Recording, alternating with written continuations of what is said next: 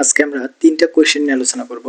সেটা হচ্ছে piece time কি, সেকেন্ড কোয়েশ্চেন হচ্ছে লিন ম্যানুফ্যাকচারিং, থার্ড কোয়েশ্চেন হচ্ছে রেসপন্সিবিলিটিস অফ আই অথবা what is I.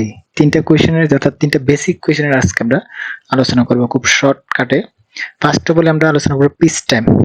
Piece time সম্পর্কে আমাদের সবারই বেসিক ধারণা আছে। পিস টাইম হচ্ছে যে কোন একটা গার্মেন্টসে যে কয়টা অপারেশন থাকবে ওই নাম্বার অফ অপারেশন দ্বারা টোটাল সেম অথবা এসএমবি কে ডিভাইড করলে যে ভ্যালু আসবে সেটা হচ্ছে piece time. Normally piece time layout করার ক্ষেত্রে খুবই কাজে লাগে। লেআউটে মেশিন এলোকেশন করার জন্য অথবা operator number of operator process wise identify করার জন্য পিস টাইমটা দরকার পড়ে। সো আমি আবার বলতেছি, পিস টাইম হচ্ছে total SMB K number of operation, অর্থাৎ একটা গার্মেন্টসের টোটাল যে কয়টা প্রসেস থাকে ওই নাম্বার অফ প্রসেস দ্বারা একটা গার্মেন্টসের সেম অথবা এসএমবি কে ডিভাইড করলে যে ভ্যালু আসে সেটা হচ্ছে পিস টাইম। যদি আমি সংজ্ঞাকারে বলি, piece time is a ratio of total same of garments and number of operations to be set for the style. Then ফর্মুলার কথা বলি, যে ফর্মুলা কি?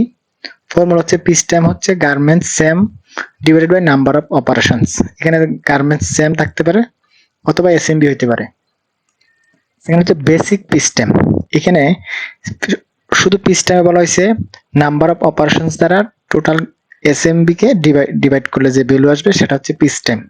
আর বেসিক পিস টাইম হচ্ছে স্ট্যান্ডার্ড টাইম, অর্থাৎ যেটা এসএমবি বা সেম যেটা যাই বলি, নাম্বার অফ অপারেটর সেখানে ডিভাইড করতে হবে নাম্বার অফ অপারেটর, অর্থাৎ যদি কোনো একটা লাইনে স্ট্যান্ডার্ড যে অপারেটর দেওয়া থাকবে সেটা দ্বারা নাম্বার অফ অপারেটর দ্বারা ডিভাইড করলে যে ভ্যালু আসবে সেটা হচ্ছে বেসিক পিস টাইম।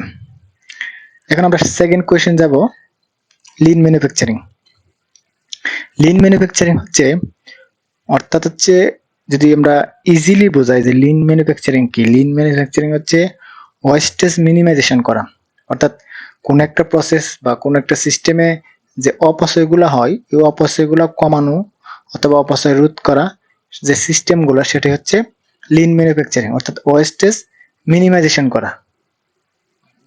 মিনিমাইজেশন করলে কস্ট মিনিমাইজেশন করা হয়, আর কস্ট এইভাবেই লিন ম্যানুফ্যাকচারিং। আর লিন ম্যানুফ্যাকচারিং অনেকগুলো টুলস আছে, পাইবেস, কাইজান, কানবান এটসেট্রা, এরকম অনেকগুলো টুলস আছে, এগুলো আমরা অ্যাপ্লাই করতে পারি। এখানে জাস্ট আমরা বলবো লিন ম্যানুফ্যাকচারিংটা কি, সেটা হচ্ছে ওয়েস্টেজ মিনিমাইজেশন, অর্থাৎ লিন ম্যানুফ্যাকচারিং একটা সিস্টেম অথবা মেথড। যদি আমি ডেফিনিশন আকারে বলি, lean manufacturing is a methodology that focuses on minimizing waste within manufacturing system while simultaneously maximizing productivity. এখন আমি যদি ওয়েস্টেজ মিনিমাইজেশন করতে যাই প্রোডাক্টিভিটি কমাই দিই তাহলে হবে না, আমার প্রোডাক্টিভিটি ইনক্রিজ করতে হবে, পাশাপাশি ওয়েস্টেজ মিনিমাইজেশন করতে হবে। ওয়েস্টেজ মিনিমাইজেশন করতে যাই আবার আমার প্রোডাক্টিভিটি কমানো যাবে না, এই জন্য ডেফিনেশনে বলা হয়েছে সিমultaneously ম্যাক্সিমাইজিং প্রোডাক্টিভিটি। থার্ড কোয়েশ্চেন হচ্ছে আমাদের আই, অর্থাৎ হোয়াট ইজ ইন্ডাস্ট্রিয়াল ইঞ্জিনিয়ারিং। এখানে ইঞ্জিনিয়ারিং বলতে আসলে কি?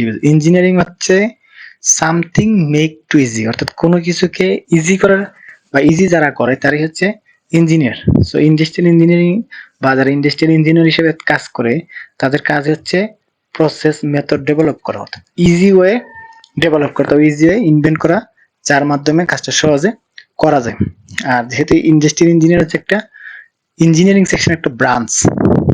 আচ্ছা, এখন আমরা যদি থিওরিটিক্যালের ভাষায় বলি যে হোয়াট ইজ আই, তাহলে আই বা ইঞ্জিনিয়ারিং আমি প্রথমে বলছি সেটা হচ্ছে সামথিং মেক টু ইজি। যেটা something make to easy, easy করার ক্ষেত্রে আমার ফার্স্ট অফ অল যে প্রসেস অ্যাপ্লাই করতে হবে বা ফলো করতে হবে সেটা হচ্ছে industrial engineering is a concerned with the design, analysis and control of production and service operations and system. দেখেন, ডিজাইন করতে হবে, অ্যানালাইসিস করতে হবে, control of production and service operation and system, সবগুলো ওভারঅল কন্ট্রোল করে প্রোডাকশন বাড়াতে হবে, সেটা হচ্ছে ইন্ডাস্ট্রিয়াল ইঞ্জিনিয়ারিং।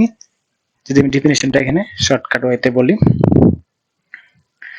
ফার্স্ট যে সংজ্ঞা বলা আছে, industrial engineering is a branch of engineering which is related with optimisation of complex system or process. এই যে প্রথমে বলছিলাম যে something make to easy, optimisation of complex system, যেখানে কমপ্লেক্স সিস্টেম অথবা প্রসেস থাকে সেটাকে অপটিমাইজ করতে হবে। অপটিমাইজ মানে সেটাকে ইজি ওয়ে আইডেন্টিফাই করতে হবে, মেথড চেঞ্জ করতে হবে যে ওয়েতে করলে ইজিলি কাজটা কমপ্লিট করা যায়। সবাইকে ধন্যবাদ।